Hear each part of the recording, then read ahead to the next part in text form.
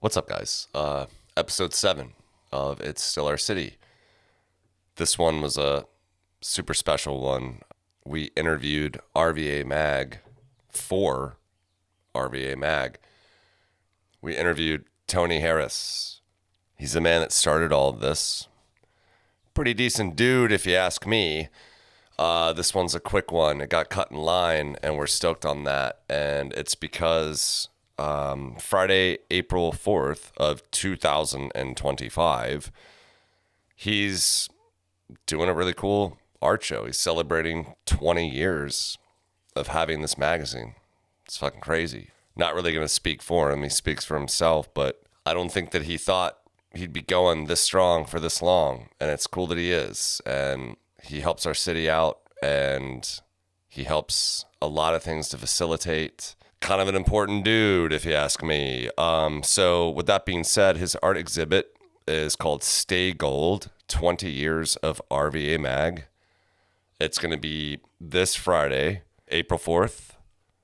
I think it starts at 5 p.m. It's a whole first Friday thing, so that's 6. So bounce from Guar Bar and all around, and then hopefully you end up here.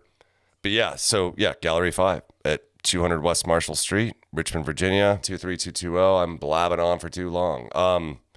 Yeah, this was a fun one. I say it every fucking time. This dude's done a lot for this town, and he's a solid individual, and this was a sort of intimidating one for me, but he made it so easy. This guy's great, and I'm thankful for him, and I hope you guys are too, and I hope you guys dig this. This is episode 7 of It's Still Our City, brought to you by RVA Magazine, produced by Notterly, and man, I have not had enough probiotics this week, but we'll figure that out. Okay, thanks. Stay gold, pony boy.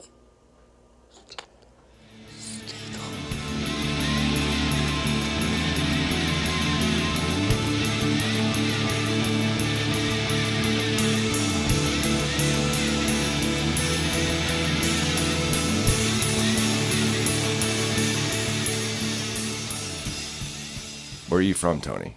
I was born in San Antonio, Texas. Okay. But, father's military. So, and I'm a little confused by this. I got to ask my mom, but I was born in Texas. My sister was born in Korea, and then we went back to Texas. And then I lived in Panama for 6 years. So you lived in Korea for a little bit. I did. Korean was my first language. And then I lived in Panama for 6 years, from 7 to 13. So, and then my dad retired, and then we moved up to Virginia. Okay. To Bassett, Virginia. Does Bassett have any significance with like Dahlgren Quantico? Was it something like he needed to be around like a base still, sort of, or he retired before that and chose Virginia for whatever reason? He was born in Axton. That's a place in Virginia? Yeah, it's what the fuck is that? And I don't know if many people know this, but it's one of the heartland for moonshining. Oh.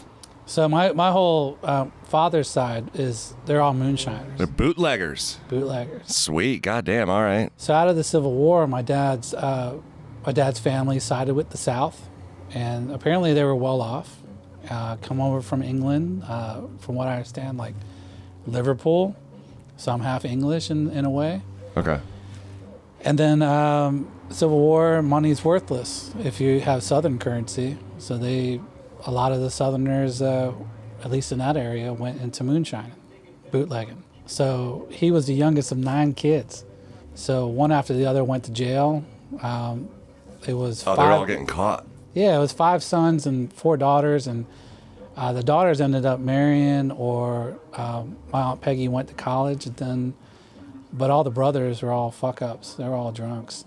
Mm-hmm. My dad was he told me one time he got wasted. I mean, he was a day-to-day alcoholic, but he was like, I would take the moonshine from the still up the hill. You would? No, my dad did. Oh, your dad, okay. I'm like, no, what the my hell? dad would. So he'd run it up the hill, and then they would pick it up, and then he got to where he was swigging on the moonshine. Take a little nip there, here and there. And didn't make it out of 8th grade. Oh, fuck. Oh. And eventually got into so much trouble, it was, I don't know particulars of it, but either you go to jail or you go in the Army. Yeah. That was the deal. He was too young, so they wanted to put him in some sort of like correctional path. Yeah, eventually it was like he got busted enough times that like, okay, you can go to jail or you can go in the military, and then so he was conscripted, I guess. Yeah, so we bounced around, ended up in Bassett. Bassett's known for Bassett furniture. Oh, okay. Shit. Shout out, Bassett. Shout out to all my homies from Bassett, which I'm still on text threads with. Love your couches. Yeah. So you think I need one? Okay. Oddly enough, now I've been thinking about this a lot. There was a great book written about it by a woman named Beth Macy out of Roanoke, and she has a bestseller for that. And then she wrote a thing called Dope Sick. Yeah. Which ended up being a show. I was in it. Yeah. Okay, so that Beth Macy is like the queen of Southwestern Virginia journalism. Okay. And so she wrote a thing called Factory Man about Bassett Furniture and the split because of NAFTA. So I'm in high school in like 92 to 96, and NAFTA hits, and it changed the whole paradigm of that town because it was a factory town, and it was for generations like people were trained to be in the factory. Yeah. That's the education system was. The factory was down by the river, and then you saw all these homes that spidered out from it, and they were all people that lived and lived there and worked in the factory. So when NAFTA hit, everybody lost their jobs.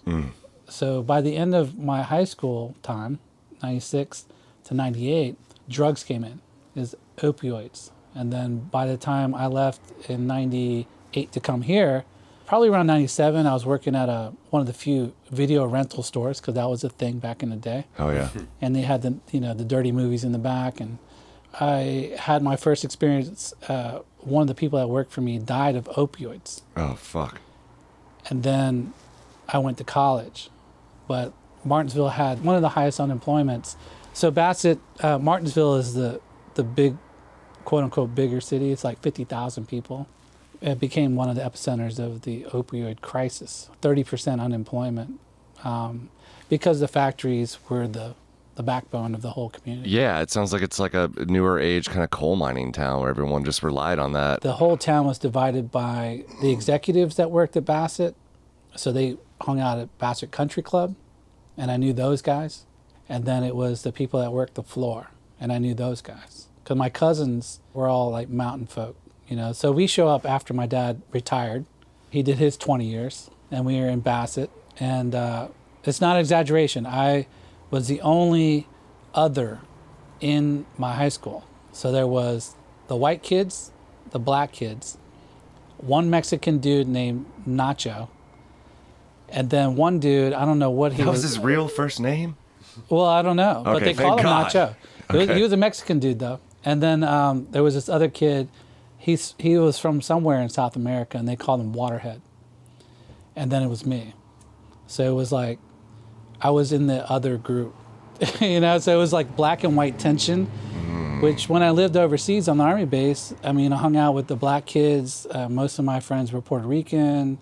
I actually only had like a couple of white friends. Military kids are built different though, man. You guys are all like used to hit the ground like running, and it's like your life constantly changes and you never know like how long you're even going to have that, buddy. So you're here in this town, opioids are coming in, you're hanging out with Waterhead Nacho. No, I wasn't. Oh, okay, sorry. No, but I was put in that group. I was hanging out with the white kids. My cousin was the biggest white dude in the high school, and they called him Moose. Okay. 6'8". He was in line to be like offensive lineman. He played football, and then he got caught in the drugs. And him and his buddy Cody just turned really ugly, and it was really kind of, I could have lived a whole different life. Yeah, it sounds like it. It sounds like you got out right in time, especially people that close in proximity are like falling victim to it. Well, they started scaring me because my cousin Moose showed up one day, and so we ended up living above my uncle. Okay. It was kind of like a transitional, like my dad was just out of the Army, we're in Bassett, and the thought was maybe my dad would get a job, He was a medic in the military, so it kind of made sense to get a job at in a hospital. Yeah. And then Moose shows up one day, and he had a mason jar, and I shit you not, it had the tin foil on top, and he offered me crack, and I flipped out. Like I closed the door, and I was just like, I ran upstairs, and I just knew, like, I don't know why I knew. I guess some people would make a decision to be like, oh, this is my friend, I'm going to do that. I had the complete opposite. I was like, I have to go to school, I have to get out of here, kind of deal. Thank goodness, yeah. And it was weird, And then his buddy Cody started selling weed, and he was like the all-American kid. Like, he had the long blonde hair, he like played football, he was dating like the head cheerleader, and then it was like started selling drugs, and then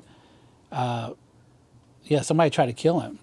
They cut his throat from ear to ear, left him in a ditch, and he survived. Holy fucking balls. Did he owe someone money? That's some redneck country shit, right? And I just thought, well, you got to get out of there. Yeah, I just felt like I was well read. I read all the time. I was such a nerd, and I was like, something about it, right? And then my buddy George, so I'm like maybe 16, and he had a paper route. So he would call me to pick up the Sunday paper route. And this all relates to the magazine, by the way. Because cool. So the Martinsville Bulletin, you would pick up the paper on Saturday night at like 1 o'clock. And he just needed somebody to throw the paper. Oh, okay. Because he would drive, right? Oh, cool. So you're just chucking that shit. Yeah, but he had an extensive tape collection. So he had Nine Inch Nails, Pretty Hate Machine. He had Nirvana's Bleach. You got mail. Sorry, I always forget to fucking... Ministry. He had all this dope music, and back then, I mean, it wasn't on the internet, right? So you actually had to bump into somebody that had all these tapes. He had 200 tapes, like that was his deal, and he had a green Camaro, which in '95 was like, especially in the Hicks, it was cool, right? Yeah, sounds like a pretty sick dude. Yeah. So but he was also very awkward. He was 27 as a paper boy. And he had this weird thing where he didn't smile very much because his teeth were all rotted out. They're fucked up. Yeah, were fucked up. It was like, how does this happen? But his whole family situation was fucked. But he hired me every Saturday, and I'd go. And thinking back, he'd pay me like $10 and buy me a sandwich. It wasn't pretty sweet gig for if you got nothing else going on. I was like 15. I was like, okay. Hey, you're jamming Ministry Filth Pig and fucking throwing papers around. That's pretty badass. It was pretty cool. And then he was like, oh, this thing in Seattle, is happening. And one of the bands was Guar. And one of the songs, it's really stuck in my head, something about a $20,000 pyramid. It was like a game show kind of thing, like a skit. Yeah. And there's another song where it talked about, and it was just completely so vulgar and so scary. It was like something about killing somebody and then penetrating them with a piece of frozen turd. Okay. And I just stuck with me as a 14, like 15-year-old. I was like, wow, what is this? And he's like, they're out of Richmond. And they're like, Richmond's only 3 hours away. And I was like, what's going on in Richmond, Virginia, right? And he's like, a veil and all this stuff. And so in my mind, that became kind of my, I need to get out of this town, and where would I go? The target was set at that point. Kind of. Yeah, that was the only frame of reference. I didn't know anybody in New York. I didn't know anybody in Seattle. I'm reading all these books, and I'm like, wow, man, Seattle, I'd love to live there and be like part of something and be, or I'd watch the Doors movie and be like, oh, I missed the 60s, but that seemed really cool, right? People were like making art and music, and they're free. And so the closest thing was Richmond. So when I got old enough, graduated high school, and I did a year at community college. Okay, and then you transferred to VCU? Yeah, my buddy John Reinhold, since I've known since I was 13, he did acting here in Richmond. Like theater for the school? Yeah. So I got in it as art, and funny thing was, in high school, he was always in bands, and I was always drawing the flyers. Oh, perfect. So it ended up being like, I should go to art school.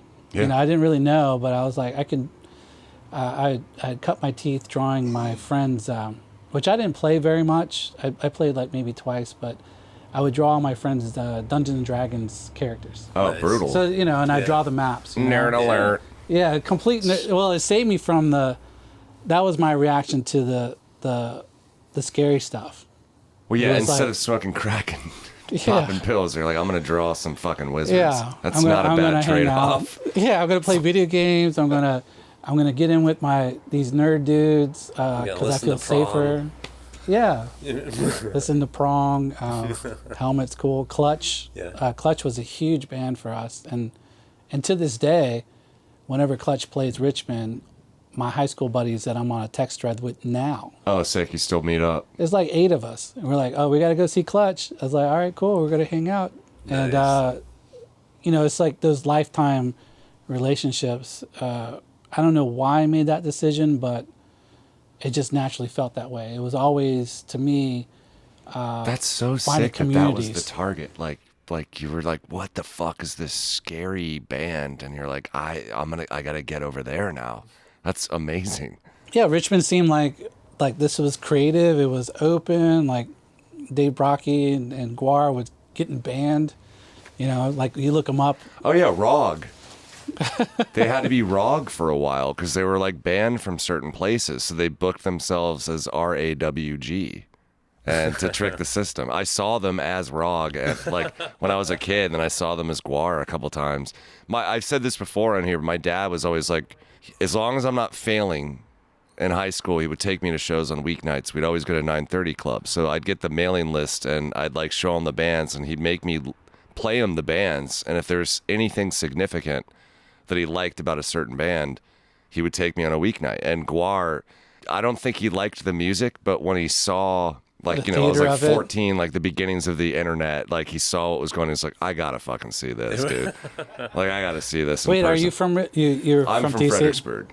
Oh, Fredericksburg. So up north. So, like, when I was in high school, when I was 14, like, 9:30 Club was just pumping out show after show. It was so great. Like, I met System of a Down. I beat Surge, the singer of System of a Down, and the singer of oh man, I can't remember the band. It doesn't matter. And the drummer of Head PE, I beat them at Goldeneye on their tour bus. I mopped the fucking floor with them with the helicopter Goldeneye was a pilot. huge. Yeah. We were about the same age, so Goldeneye came out, and it was like we played that obsessively. That's every night. That's what was happening every night. Like, I've got all the Really? boys are gonna come over to the house, and we do that. We just rotate through the controllers, the 4, and you had 4, the- Yeah. How and old we are you? did Star Fox too. Oh yeah. It was That one was super Goldeneye, sick. Star Fox, and then when the wrestling game came out, Oh, NWO Revenge? that was like That shit was the- fucking it was the best. incredible. I just turned 41 Tuesday. I'm 45. Okay. I'm 47. Okay. Shout out to being old. So you got here It's in still 98. our city. It is. It kind of is. You got here in 98, you said? And did you do the community college here and then transfer to VCU? I did community college in Patrick Henry Community College. Okay. And the best thing about that, I don't know how people look at me, but I was pretty introverted. And my buddy who got into acting, John Reinhold, again, I took acting in community college. Okay, cool. And it got me out of it, because then you're on stage. Oh, and, yeah. You're thrown into the fucking fire. in the that. first thing I was in. Interesting though, when you're in community college in the country, there's not a lot of roles for non-white or non-black people. Yeah, Nacho did not get that job. Yeah. that So week. I was like, we did Camelot or some kind of. It was a. You had to sing, and I was like, oh, I have to wear tights, and I'm night number 3 from the Orient. I got a lot of those roles, and then eventually I got a lead role in. God, man, that's really fun. It's a traditional like sailor thing, and then after that, I was like, okay, yeah, I can do that. I can be in front of people. I can not feel embarrassed, right? And that was a big step. And I bring up John because John actually, in the middle part of the mag, he ended up running the mag. Oh, cool. I've known him for 13 years, and around 2009, 2010, after the first 4 or 5 years of the mag, he lost his job. If you ever meet him, it's a funny story. So he had a real job. as a sound engineer, and I'm running this mag and barely making it, barely making any money. It's day to day. And he calls me and he's like, hey, can I get a job with you? And I said, oh man, what happened, man? For you to call me, you're like making 40 grand, like in 2007, that's pretty good. Yeah, it's really good. No, 2009, it's pretty decent. Yeah. 50 grand maybe. I mean, he felt rich to me. I'm like, oh, man, scraping by. And I said, what happened? He goes, well, the FBI raided the sound studio. I was like, what? And I met the owner. So the owner, he was like kind of like a Hunter S. Thompson kind of guy. He had like guns on his desk. Oh. He had weird like stuffed taxidermy. Like you walk in and it was kind of like, oh, this is a character. Yeah. Like sounds weird. like it. Apparently he was embezzling or somehow stealing money, and then the FBI, John's working, and the FBI come in and all of a sudden he's out of a job. It's like, well, you could sell ads. I mean, if you could sell ads, I'll give you 20%. So if you sell an ad for $100, I'll give you $20. And he just kind of rolled with it, and then and I couldn't believe it. I was like, wow. He hustled and did it right. Yeah, like it was it was just an amazing time to be able to work with your best friend and then grow the business and grow, what we were doing, and for him to come on and just trust it, and then he ran it came out in 2010, and then he was running it by 2015, 2014, and he ran it for another 6 years, and then I came back in 2021, 22. So how long were you here and going to college and everything when you came up with the idea to start the magazine? Well, I graduated VCU in 2002. Okay. And immediately I was like, I'm going to be an artist, And I remember my dad and I having to talk about it. He's like, well, whether you're an artist or not, you got to sell. Yeah, you got to make money. But I was so up my own ass. I was like, I ain't got to sell. I'm an artist, Right? It'll I mean, come to kind of me. just completely pig-headed about the I'll whole be discovered. Yeah, I'm like special, and it's like, no, it's really fucking hard, man. I joined Art Space down on Broad Street, and the First Fridays, I think, had just kind of become a regular thing. So it wasn't Art Walk, it was just First Fridays. So the galleries down there would, every First Friday, they promote it, like, come down, we're going to have new exhibitions. And I met Christina Newton, and she had the idea of, like, let's make an art walk. Mm-hmm. So then all the galleries were connected. You can walk around and stuff. And I ended up doing design work. I did the first logo and designs for Richmond's First Fridays. And right around that time, I met John Yamashita from Sticky Rice. Oh, cool. Yeah, so he had a thing called Local Market, right? He called it a local market. It was a marketing team for Sticky Rice. He had what's called Holy Chow, which is over there on Harrison. Cool. Right? And Laurel. Right, it used to be right next to Empire. It became the Nile. Oh, But it was like a punk rock noodle bar. And he had a newsletter called Chew on This. And he was like, can you make this into a magazine? And I had just been hustling. I was just like trying to get involved somehow. Mm-hmm. I didn't want to get a real job. Corpo scum. Which year was this again? Man, that was 2003. Okay. Cool. Yeah, so we put out around 2005. Okay. And I feel like by that point, either right around that time or like when I got here, like it felt like that was the map. Like the picking up that RVA mag was like. It was kind of your curated guide to the culture, So, I mean, quickly, at least by 2005 when I got here, that was kind of either right in the beginning of it being established that way, or it was already by then established that way. It's wild, right? So 2003, I did Chew on This, and I started it, I designed it, the first couple of issues, and then they brought other people in. Most notably, Justin Vaughn, who's a brilliant designer. He's the head designer now for Richmond Magazine. He came on and essentially I got demoted. And I was pretty bitter. But, in hindsight, I wasn't the designer that Justin is. My first epiphany with publications was designed this issue, and then we went to second issue, and I would get my sandwiches at a deli down the street. And I talked to the owner of it. He saw me there all the time. So I was like, well, I'm working on this mag. Can I drop some off? Mm-hmm. And then eventually was like, hey, would you advertise in this thing for like $200? Oh, whoa, cool. And he said yes. And he goes, well, I don't have anybody to design the ads. And I was like, well, I'll design the ads, right? Yeah. And I just thought, well, I'm making like $10 an hour, and I just sold an ad for $200, and the printing of the whole run for 1,000 mags was like $600. I was like, wait a second, I can make money.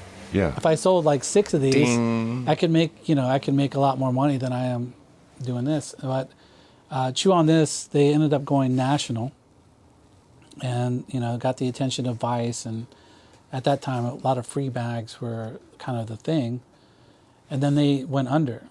Oh, fuck. So by the time I was able to launch RVA, I was like, well, I'm not going to go national. It's going to be focused on local, and I hope that local businesses will advertise to support it. Yeah. I remember the first time I saw one of them was my old band Jefferson Plane Crash was playing at Which is a brilliant name. It sounds like the last iteration of Jefferson Airplane. Yeah. And then Starship, then Starship, and then the fucking plane crash. We were playing Nara Sushi.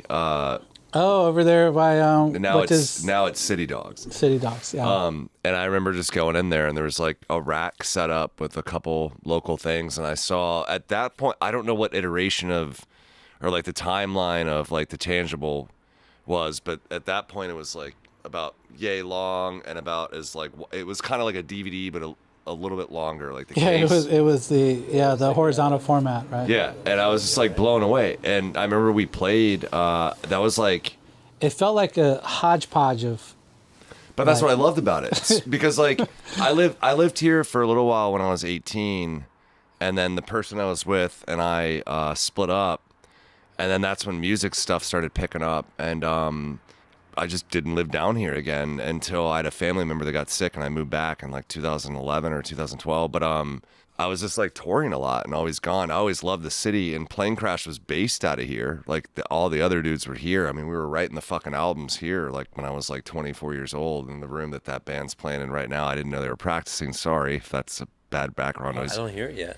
They were just doing something, and I don't know what the fuck is going on outside of this window. It's like the whole neighborhood's. It feels like we're in downtown because we are. Oh I shit! love it. Maybe, yeah. I'm still waiting for an ambulance or like a. There cop was to come one by. a minute ago. We had some in there. Yeah. You got to dub some in just to add like some credibility to this whole I thing. swear to God, 10 minutes ago there was one. There will be another, and we will get a caution: bus moving left sooner than later. But yeah, I remember I got like the tangible of it. And I was like, this is so cool. And I like took it with me that night. And I remember going back to Fredericksburg and just like flipping through it and being like, holy fuck, this rules. So anytime I would come down, I would ask Joe Kirkus and like Nathaniel Rosemary and the other dudes in the band, like, hey, do you have like back issues of that? And I would always flip through it, and I loved it.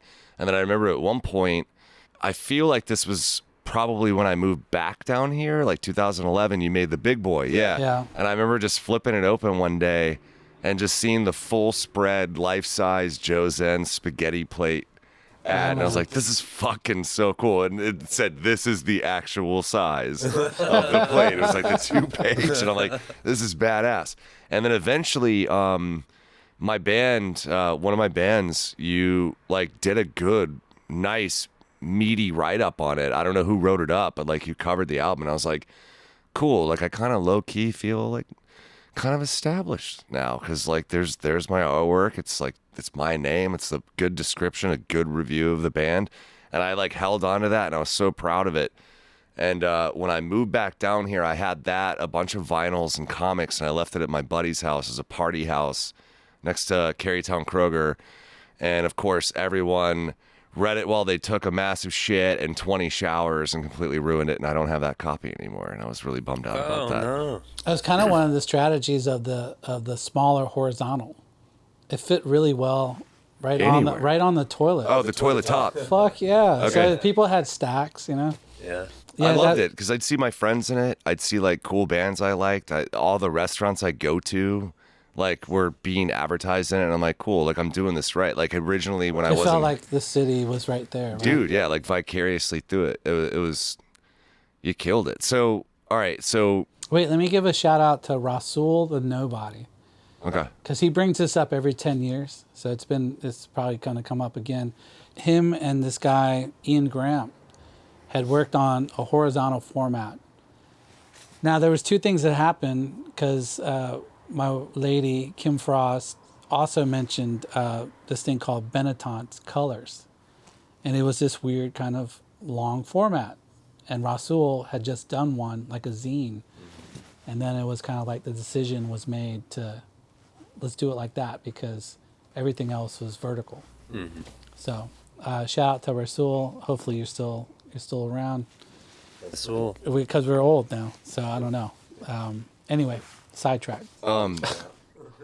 so like you started doing it and you were kind of doing mag to mag, and then you started realizing a smart tactic would be to like make it all inclusive and like get restaurants and things that are local involved. And then when did you get to a point in which you realize like, okay, I'm actually kind of safe? It's not like a, for lack of better expression, like a paycheck to paycheck, but like mag to mag. Like when did you finally get to a point where you're like, holy shit, this thing's like thriving, it's floating, I'm doing well, it's being well received, people want in on it? Like started contacting you like, hey, can we run ads? And you were like, okay, it's healthy and what I did's good and it's at fighting weight and I can kind of just relax and let it be its own self-supporting entity. I don't know if we've ever gotten to that point. Okay, Bobby from Vinyl Conflict kind of said the same thing. Yeah, because you have good months and then other months, it's like any small business. The first initial real like change was the Carytown New Year stuff. Oh, cool. All right. Oh, yeah. So we were doing all these parties. So to get advertising, if you're doing print, we were working against Style Weekly doing 35,000 every week. Times Dispatch doing like 60,000 printed issues. We were only doing like 5,000 copies a month. So to get advertising, the thing that was working was every party we threw was packed. And I think this is a really important point. The reason why we were able to live and survive was MySpace and then into Facebook.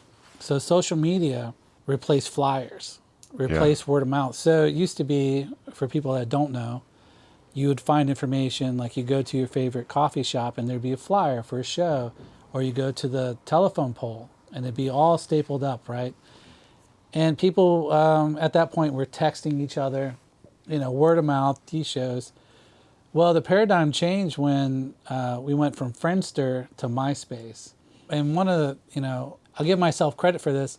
Once I figured out that you could add friends, that you could look up Richmond, Virginia on MySpace and add friends. Oh, like location. I set schedule for myself, Parker, and Ian. Ian came on. Parker was my co-founder. Which Parker? Jeremy Parker. Oh, okay, cool. Yeah, he was the first person to come on. It was like, hey, we're going to spend an hour, each of us, every day and add. And then we got to a point where it's like 25,000 people on MySpace. Mm-hmm. So whenever we had a party, like at Gallery 5, it was like packed out. And $5 a head, pay the DJs. That's how we paid for the magazine. Fuck yeah. And so the legacy media were not on social media, but yet we were reaching more people every day than they were through print. And that kind of sustained us. And then in doing those parties, we got asked by the Carytown Neighborhood Association to do a New Year's party. And then we did that, and there was 8,000 people there. Holy fucking shit. And then, Times Dispatch, all the media wrote about us. And then we did it again, and there was 24,000 people there. Oh my God. So that was the introduction of the RVA brand, by the way. Okay. And so I know there's been discussion. We didn't create the RVA acronym. Yeah. WRVA had been around since the 50s. Yeah. The biggest difference was the thing RVA became like do it yourself. It became essentially a city's wide open.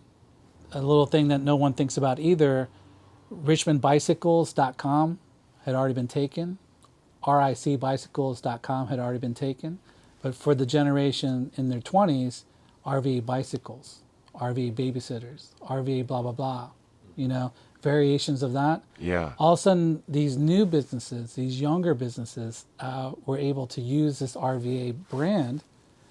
And then it just so happened that RVA Mag was, you know, the media talking about this. Mm-hmm. And then in 2010, 2011, RVA, the city brand, becomes the official brand of the city. Yeah, so like it's the like, OBX. you know, we were part of that whole thing, right? Totally. Yeah. So that was and the New Year's thing was you have 24,000 people out there and they're like, RVA what? It's like RVA Mag. And then they're like, RVA, what is that? Yeah. They start digging in and it's like, oh, the city's open for creativity, inclusiveness, diversity. Anybody can start a business and you can talk to RVA Mag, but also the other media will talk to you too. It's like, so Gallery 5, Studio 23, All Saints Theater. I mean, all this creative stuff started happening from 2005 to 2009. That's still around, you know? Did I answer the question? I don't even know. Yeah. Yeah, most definitely. I feel like, I do feel like RVA as an acronym started having like a very, very internal feel, like inside, like, you know, gritty, like the heart of the city, sort of heart of the culture sort of vibe. And then of course, you know, as it grows and becomes more popular, more known about it can grow into something else. But initially it definitely had an inside feel, and then that just kind of spread out through the rest of the population. It was like the fringe came to the middle, right? And we were talking about it with this 20-year exhibition, what the last 5 years, because we were trying to divide it up. So the first 5 is the brand kind of happening, like the city now has a brand. The second 5 years, 10 to 15, was the brand connecting outside the city. So we had Pharrell on the cover, brought the mural project down from DC. So it was like DC and Virginia Beach culture started coming to Richmond and vice versa. And then 2015 to 2020 was Richmond all of a sudden in the center of the conversation because of the history of slavery, racism. So it got more serious, and that's when when Landon Schroeder took over, because that wasn't really, one, I was burnt out, and two, that really wasn't my role. I didn't really understand a lot of what was going on. Gender identity, you know, the race conversation, the monuments, Trumpism. And then the last 5 years, right out of COVID, was almost a backlash against the RVA idea because it now started getting associated with developers, all the things that were starting to price out the artist. Yeah. So that's kind of what the last couple of years, we kind of found our rhythm again, but it was kind of a strange thing to come back to. I mean, dude, 2016 to 2022, 23 was kind of a strange thing for everyone. Let's rip a piss. I forgot what we were, yeah. We're back. So like 2006, you had mentioned. I'm sorry have I taken you off your questions? I don't know. No. I've been... Fuck, no. What you're doing is slam dunking. You're making our lives so easy because you're just doing this. And I don't have to ask you to get this information. Like this is wonderful. This is great. Okay. It's cool. You're giving us so much stuff. I'll say one thing and you're giving us so much stuff, and then you're going and some, and it's perfect. The thing I wanted to triangulate on, so you had mentioned you were burned out in 2016, 2021, 22. That was weird for all of us in so many different ways. Did you ever definitively, and this can be off the record too, did you ever get to a point where like you were like catching flack? Like, did it ever like take a weird turn as you were doing this where like maybe you felt threatened or like stuff got really weird? Because you're a really by the book good dude, and your moral compass is wonderful, and I think you've always been a solid person, and you're an honest person, and you're a fucking sweetheart. So like, did it ever get to a point during those times where it felt like seemingly overwhelming, or you were like, holy shit, fuck everything right now, fuck everyone right now? Were you getting like DMs? Were you getting threats? Were you getting weird shit that was going on? We get them now. Oh, great. I mean, Awesome. just just random emails. And I think the tricky part is, so one of the things that we're kind of doing right now is taking the news and trying to make it relatable to Richmonders. It's like, oh, there's all these cuts that are happening, or the administration's doing this or that. Like, like this week I might write an article about protecting our libraries. Oh my God. But then there's people that just want to send emails and just say some crazy shit, like somehow, I don't know, somehow standing up for decency is a political thing. And it's like, well, that's just isn't that just a human thing? I don't know. But going back to like 2014, 2015, I've been running the mag since 2005, and it felt like something new needed to happen.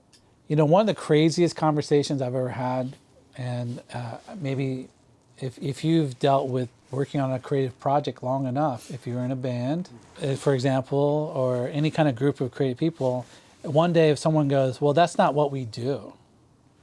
And it's like, wait a second, I made this. Like, what are you talking about? So then, well, in 2012 or 2011, brought Brad Kuttner on. Oh, hell yeah. Shout out, Brad. Fuck awesome, yes. right? Daddy's Grotto, baby. Yeah. We brought you up in 3 episodes now. Come on the fucking podcast, Brad. Oh, I would love to hear that. But I bought Gay RVA. So up to that point, RVA Mag was maybe considered like a bro thing. Maybe, It felt across the board to me. It didn't feel attached to bros specifically. It felt like it was just. I didn't think so either. But then Yeah. it was, the ladies, it was kind of like, well, there need to be more women represented. But then we bought Gay RVA, which was an interesting thing, because Kevin Clay started Gay RVA. Okay. But he got a job in a nonprofit, so it became a conflict of interest. Oh. And I met him one day, and I'd known him already, and it was like the first gay publication in the city that kind of had reached into mainstream.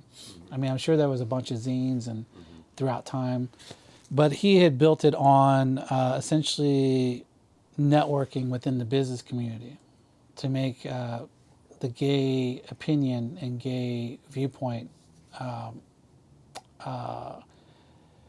a sticking point, or getting in front of the government. It's like the professional. Yes, the professional gay, the professional gay angle. So he comes to me, and I was like, well, I don't know, am I the right guy? Because at that point, 2011, I don't know about you guys, but I was still working through. I had plenty of gay friends. No problem with any of that, but just me managing that felt odd.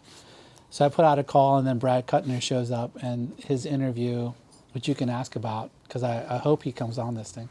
Yeah, he's gonna. They were on like a vacation He for a little bit. he was like, "You hire me, I will fucking kick ass. I'm We sure he will did. we will kick the door in." And I'm sure he did and he that. fucking did that. It was Yeah. amazing. So all of a sudden it was like, okay, Gay RVA is now with RVA, and Was he dabbled with Style for a while too? So was that when he left Style maybe to do this? Okay. he was doing, I think he worked with WRIR for a while too, Okay. trying to do like content. Fuck yeah. But if you know Brad, he's just a little, especially at that point, just a little outside the norm. He's You like know? the pro wrestler of gay dudes. Yeah, he was a fucking cannonball, right? So all of a sudden we have that, and but I guess my point, I'm running it. Brad's part of it. Marilyn Nietzsche, who Oh, hell yeah. I'll say I think is the most knowledgeable music writer in the history of Richmond. She just knows shit that's so obscure, and knows how it all connects, and especially in the punk area, but just in general music. She did a review of one of my She's albums fucking insane. and nailed us to the cross. Like she was like really complimentary, but then was like, And then it was something along the lines, not the correct quote, but it was like, and then out of nowhere, someone is playing synthesizer, and I wish this person was just in the band, but apparently they're not, and I can't find them in the credits and the liner notes. But I was just like, Jesus Christ, the ear. Like, she knew every single thing about That's that what album. you hoped for, though. Like, you're like, if Marilyn, if she Oh, yeah. does the review, You're proud. Oh, it's so wonderful. It's like an honor. Yeah, for better or for worse, any of it is great. Yeah, I mean, it's, well, you bump into people that just know, right? And then you kind of like, okay. But I was kind of the build community guy, do the event kind of guy. I feel that the arts allow conversation, because I think creativity brings people together. So it was always like, every magazine was like, let's have a punk thing, let's have a hip hop thing, let's have a fashion thing, in the idea that if you pick it up for the punk thing, maybe you're exposed to the fashion thing, Yeah. And maybe you become a fan, right? So cross people over, and that's how you build community. Well, it got to a point of, in 2014, 2015, there was a new crop of people that were way younger than me. I'm probably in my early 30s at this point, and I had my son in 2009. Shout out, kids. Shout out to my son Sam. I Fuck love yeah. very much. He's just turned 16, All right. which is crazy. But Out. but the gender conversation, LGBTQIA rights, the trans conversation, and then the history of Richmond and its holding down of black folks really started to bubble up as we started talking more about the monuments and what they represented. And then right there was also the Tea Party thing and the Trumpism. And as it got more serious, I started having conversations with Landon Schroeder, and he ended up being a partner. But, he worked overseas. He wrote for, a publication in London. He worked as a producer at Vice. He had a bigger worldview. And so he took over probably around 2015, 2016. And then I just designed the magazines for like 4 or 5 years. So my voice became less. And one of the conversations I thought was really interesting, probably around 2013 or 14, was we had all these interns. And the pivotal conversation for me was, hey, that's not what RVA Mag does. But the realization that, oh, wait, I'm separate from the mag. The mag has become its own thing. Where before I was driving, like in a band, but all of a sudden the band has a couple of hits, has a couple of good records. And they're not the songs that you wrote.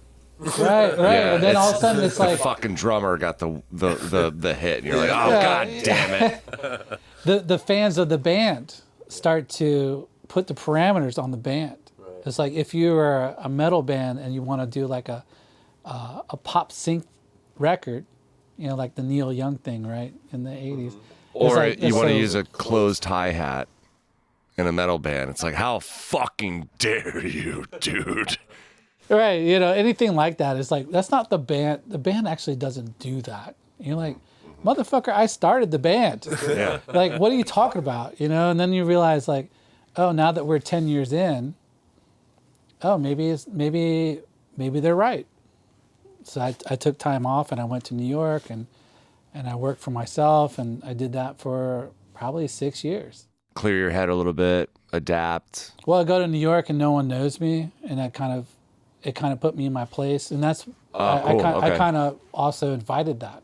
It's like, oh, now I'm in a place where no one knows me, and now I got to scramble around. And I think when I went to New York, I was 38, 39. It was like trying to, find your place. And I was like a community organizer, competent designer, trying to get a job at agencies up there. And it's like, oh yeah, designers are like in their 20s. Community organizers had been here for 20 years before me. Yeah. There's no place. Right. It's the wild, wild west out there, baby. The more I was in New York, the more I was like, oh, I still have unfinished business. Okay, cool. Yeah, it was like Richmond was my thing that I was a part of. And then COVID hit, and it's like, okay, it's a reset for everybody. Yeah. So I just eased back into the mag, and very happy right now. Excited. I don't think we're going to do another 20 years. That doesn't even make sense. Well, let's hope so. But, maybe, I don't know, like pass the torch. Who knows? With that being said, though, you brought up something important. So you're at your 20-year mark and you have a celebration coming up, and full circle back to kind of where you started. You're going back to the Gallery 5 on Marshall, and that's happening on Friday, April 4th Yeah. of 2025. I don't know how you could have missed an entire year, maybe a couple years before you hear this, but that's really cool. And I think it's really cool that you're like bringing it all back in and like kind of doing it there where you kind of first started. That's like the old stomping grounds, man. That rules. Yeah, we launched the magazine the day the gallery opened. Oh, holy fuck. I did not know that. So it lined up. Holy It shit. does feel synonymous. Yeah. It's without, it's unsaid. It does feel that way. Well, that we were working on the mag, and then Amanda Robinson, she's starting a gallery, and it was like, okay, when is she opening? She's like April 15th, and it was like, okay, so tax day, so I'll never forget that. And it was like, well, then we need to actually do this magazine then, right? Because a lot of ideas get kicked around. I've met a lot of people that bullshit all the time, and that's fine. But then when it's go time, it's Where like, are okay, they? are we really doing it? Yeah. For real? Yeah. All right, then let's do it. So got the interview with Amanda in the first issue. I'm working the tables. I looked haggard. Like I saw some photos. I looked fucking haggard as shit. I was just Why, like, dude, you're because burnt. I'm working full. I'm working at that point 40 hours plus, rolling sushi at Sticky Rice, and doing this magazine. And I didn't know you were fucking rolling them. yeah, and the funny thing, from that time, you're friends with somebody, and hey, I'm starting a band, and everybody's like, hey, good for you, man. Kind of like gives a this, shit. like this little, like, Yeah. good for you, Yeah. young man. Kind of, and that's fine. Your friends should, there's a lot of shit that happens, right? And they want to encourage you. No one thinks it's gonna last 20 years. Coming to fruition, yeah. No Oh, one yeah. thinks that. Yeah. They're like, hey, go get it, man. I'll be there. And then it just kept fucking going. And there's been many times I'm like, it's fucking dead, man. I'm tired. It's not making enough money. No one fucking cares. And then it's like, oh, wait, so it's 5 years. I had a 5-year plan, by the way. Then it's like, well, I got the 5 years. Like, what's the 10 year? I don't fucking know. 10 years, like, holy shit. And then it's like 15 years happened. I started planning the 20-year thing around 15. I was trying to do something for 15, and I was like, okay. that felt too early. I was like, are we going to make it? 10 years is established? Come on, man. It's like, fucking Christ, be man. kind to yourself. And no one's like, it's like, this thing needs to die. And it's like, it's not dying. And somehow it's connecting continuously with new people moving in, and we're trying to be respectful to my peers. And to me, it's really important that we connected with the generation before me. Yeah. People that started in the 80s punk scene, those people gave us their blessing. I felt like after Punchline went down with Pete Humes, it was like, what is the counter to Style Weekly and this Richmond mag and this Richmond ideal of the fan? Can you shout out Punchline real quick? I don't know Fucking that. Punchline, man. Punchline, Pete Humes is was a complete inspiration to me. And when I started the mag, his wife, Liz, was part of the start of WRIR. Oh, okay. Holy. Okay, that's important. And I had a meeting with her, and she said, you know what, you're different. And I was like, for real?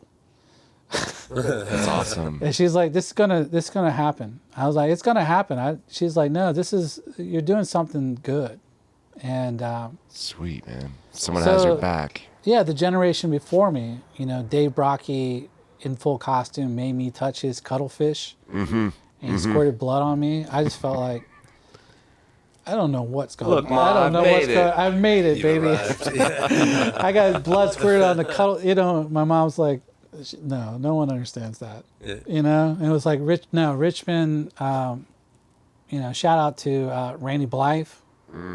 So I think we were 4 issues in, and I got invited to Warped Tour to interview Randy, and they were the biggest American metal band in the country. Kind of still are. Fucking Christ, man. So it was that day I interviewed my high school hero, Neil Fallon from Clutch. Oh, sick. I touched the cuttlefish of Dave Brocky.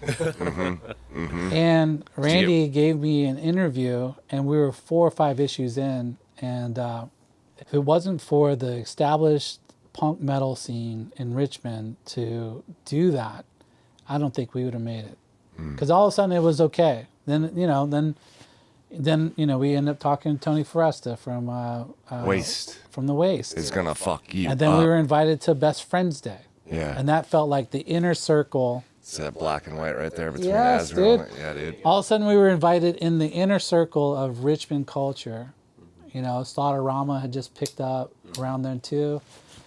And it was, all of a sudden we were, I'm working with Jim Callahan and early Michael Broth and I knew the Day by Day guys.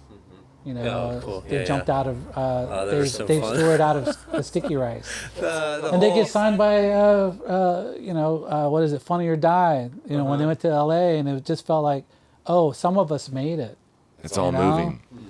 It's all moving The whole correctly. video series where they would like test what the DMV would accept for a DMV photo. So canceled now.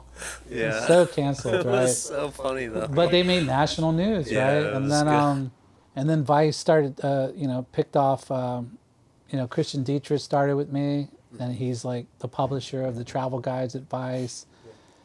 We started getting into these conversations, and I thought, wow. But if it wasn't for the local scene essentially being like RVA Mag is okay, Yeah, It could have been kicked to the curb, yeah. But So in that Richmond is about respect. Yeah. In that space, so like I feel like RVA Mag represents so much of like the culture, and you did a great job of like crossing over to rock, to hip hop, to art, to noise. Like, I mean, there was so much that was represented and is. But then, you've got 2016 happening and everything happening with monuments, and this becomes like a much more serious conversation. Does. And so it's one thing to like document culture and document like art and passion in that way, but then very quickly I'm guessing you found yourself in this very serious conversation, and you're then being looked at as a source. Like, so what are you going to put out? What are you going to put out to this? Where do you stand on this subject? What's your message? Like how did I'm sure that was like a pretty sobering thing quickly to realize like your voice is important, and then what to do with it. your voice was very important during that time, and I sent you a message recently that you saw on like the DMs of the actual RVA Mag thing, but I don't know if you noticed that I was sending you, because I live down here like a block from the Capitol. Years ago, I was sending video of like where they were posting up roadblocks and where they were posting up like these people are loading up on tear gas and this, that, and the other. You didn't see it, and that's okay, because you have fucking probably 80,000 messages coming in like that. But like, you were a really important vessel for me and my friends and people that I consider like-minded during that whole period. So I'm sure that was like intimidating as hell. 2020 was really crazy because COVID hits, and then you don't have any income. Yeah. So, leading up to that, we had a staff of we had 2 or 3 editors in 2019, a whole network of freelance writers, contributors. We had an intern base, we had interns, and the 2020 was like a skeleton crew. But what was happening was the mainstream media was not telling the full story. And so people off the street were recording like the brutality and like the just the tension and like the realness of it, and they were sending it to us. Yeah. And then we were just posting it, you know, and trying to frame it, and then in real time as close as possible. fucking A, man. So it was just coming in really, and Landon was running that with John, And we ended up, New York Times wrote about us in terms of the conversation. And Richmond was at the heart of it, having the largest monuments, Monument Avenue and the history, of course, with slavery and everything going back. So Richmond becomes the flashpoint for this conversation, and that was amazing. Interesting enough, my son was in Sonoma, so my ex and I split. So my son was in California, Okay. and I decided the day before, maybe George Floyd had died, and then the day after, I had already planned this trip. So I started going across the country, and I hit Nashville, and then it was like, oh, this bus is on fire. I think Oh, it was here. yes. Yeah, GRTC. And I started so I'm Broad and getting Belvedere. texts about this, and then I'm in this hotel room, and one of the reasons I went across country, I was like, well, the hotels are super cheap, and I bought all this camping gear, and the national parks had just opened that weekend. So I was like, my plan was to go Grand Canyon and go all the way up to, spend like 2 weeks, and then go get my son and come back. Oh, nice. So every point along the way, so I'm in Nashville, protests are happening in Richmond. I step outside of this hotel in downtown Nashville, protests right there. So I follow it down to the highway, and I catch whiffs of tear gas, which is terrible. That's And they great. block the highway. I was like, wow. So I sleep. I'm like, I'm going to Little Rock, protest there. I was like, this is crazy. So I go over to, I think it's Amarillo, on the northern tip of Texas. I make my way over there. Fucking protests, Follow me all the way across the states. I go up through Nevada, get my son. No protests in Utah and Nevada, by the way. No one gives a shit. Get my son, come back around, and it's protest all the way back down. And then I get my son, and then I come back right in time for Stonewall Jackson. Oh, come being down. removed. Yeah. And it's just, wow, how did RVA become part of this conversation? And then I just fell right back into it. That was an incredible time. I mean, what It's fucking crazy. did we actually achieve from all that? I think people are still processing. It's 5 years out. So I think in the middle of this, in the summer, I was talking with Landon and some of the writers about, what does this all mean? I don't know, but I know that we grew and we became like the source for people to. Dude, it was real time source. It really was. I think it was helpful for a lot of people, and I know multiple people that would start like bookmarking, or they made it so like whenever you did anything, story or post or whatever, it was like they'd get a notification of it because you were like, you guys were doing the realest shit, and like you were keeping it updated. It was fucking wild. During that whole time, I'm a block from the Capitol. People are well aware of like where I've lived and been writing where we're sitting right now. So like that was a scary time, man. Like I was getting so many DMs and like phone numbers calling me I didn't know, and they're like, hey dude, like this person got their head split open. Hey dude, like this person's like sick because of tear gas. This person has this, that, and the other. And like we were a revolving door, like the door that you walked into tonight. And it was like really fucking creepy because like shit was going down, and it was like a very one against the other type of mentality during all that. And we were bringing people in. I would like look at people's profiles, and if there was like 1 or 2 followers, 1 or 2 friends on Facebook, I'm like, I trust that source. So like I'd let them in, take a shower, take a shit, get some coffee, get some sugar in their, like they're diabetic, whatever. It was like, it was fucking crazy. And people outside were catching on to that. People would be like, what is this? Are you snowflakes? Is that a safe space? It's like, it was fucking crazy during all of that. Sorry, end rant. No, I mean, and I feel like that was one of the big cracks in mainstream media, because mainstream media is just run by super rich people. They were, if there was a protest and people got tear gassed, they would frame it as these are rioters, Violence. these are bad, violent people. They And it's deserved like, it. wait a second, those are people that are just concerned, and this is the only outlet that they have, And they're being portrayed. right? And then in the news, the Times Dispatch, every media in town was framing it as somehow these are not real people, these concerns are not real. So all of a sudden, independent media, like us, WRIR, yeah, it was like, well, here's the real conversations, or at least a counterpoint. Let's just say that, like, yeah, these people, these people got beat up over here, and I'm not gonna gloss over it. I mean, I think the plundering of Broad Street put us back. Yeah. I mean, that's just the truth. But the majority of people were protesting. At that time, how many black people need to get randomly killed by the police? I mean, it was like 4 or 5 in a row. It was like big deal, and then a constant trying to put down real people's concerns. So coming out of that and coming back to running the day-to-day in 2022, it was a lot to process because Man. John and Landon had stepped off, and there essentially was like, well, there's no one else that can run it, and there's no one else even at the MAC. Do you want to run it again?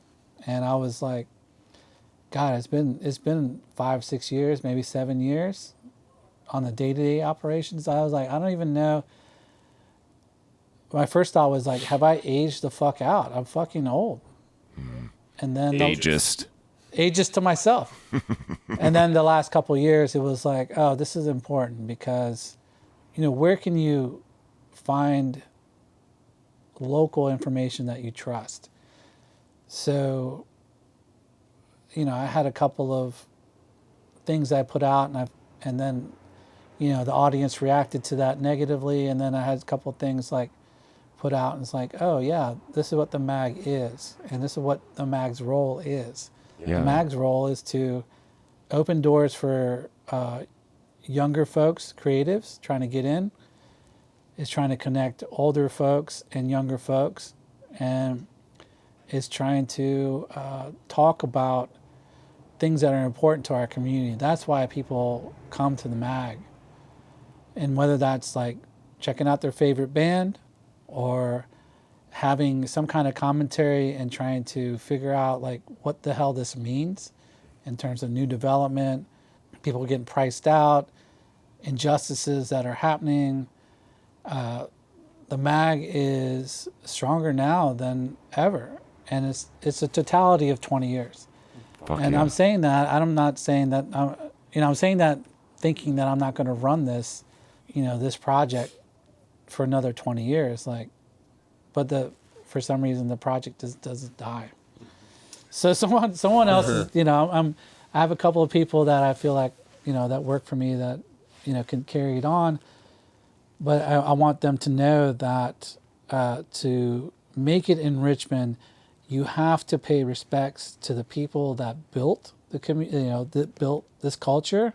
Yeah. Not only me and the people around me, but the generation before me and the generation like the Tom Robbins. Yeah. It went from Tom Robbins to the 80s punk kids to the 90s, Lamb of God, Avail kids, to the early 2000s municipal waste thrash kids, to the mid 2000s, which is us, to the hip hop kids in 2015, the indie kids that blew it up in 2013 that brought Lucy Dacus, 2013 to 2017, to the activists that are carrying it, from 2017 to to now, and then this whole new crop of brilliant musicians and artists that are happening now, like Butcher Brown, Chris Visions is in his prime, Silly Genius, like Nicholas F. Nick F is now like Elder Statement, still putting out great shit.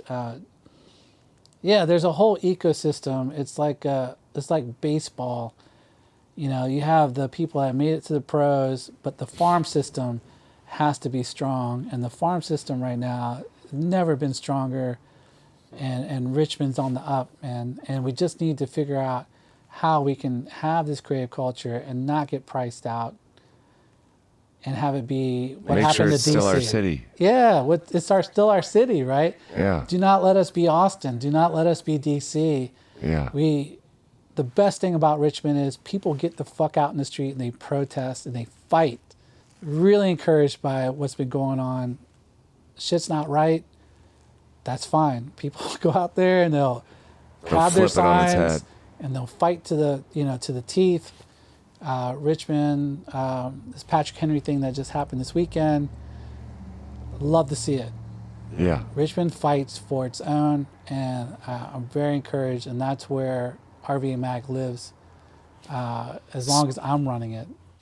Fuck yes, Tony. So with all that being said, Sorry, I got... No. You just ended the episode. It's perfect. It's perfect. You brought a tear to my happy eye. dad.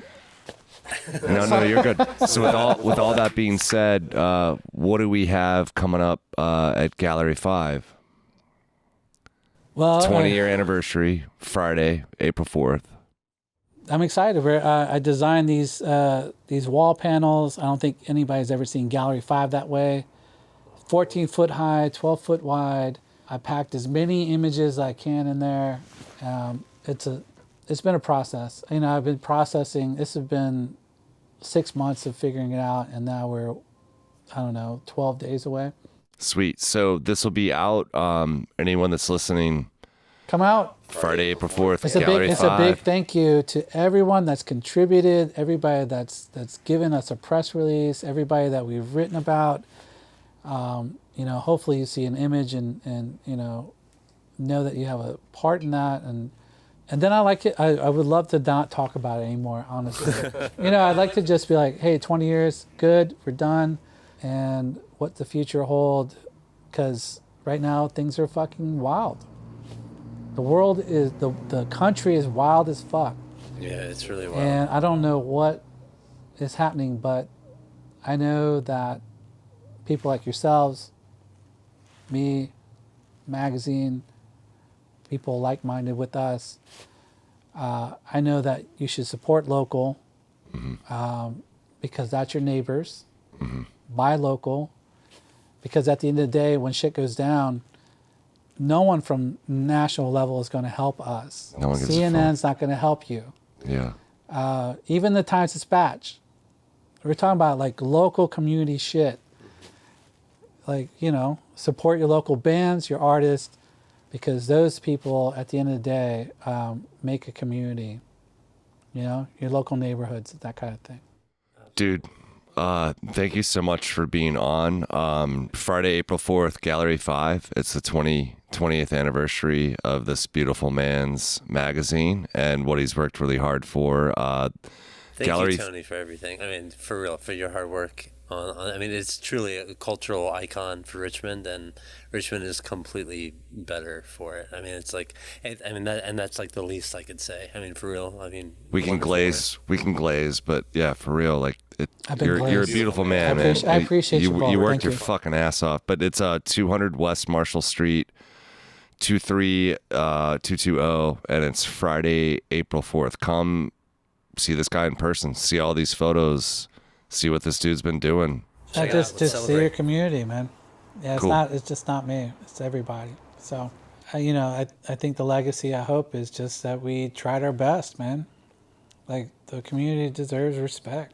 And you can make a difference, You can start something on your own, and Richmond will fucking support you if you're real about it. Yeah. Right? Yeah. You come across as a punk, you will be punked. You will be pumped. Sweet. Dude, thank you for being on. Yeah, thank you so much for having me.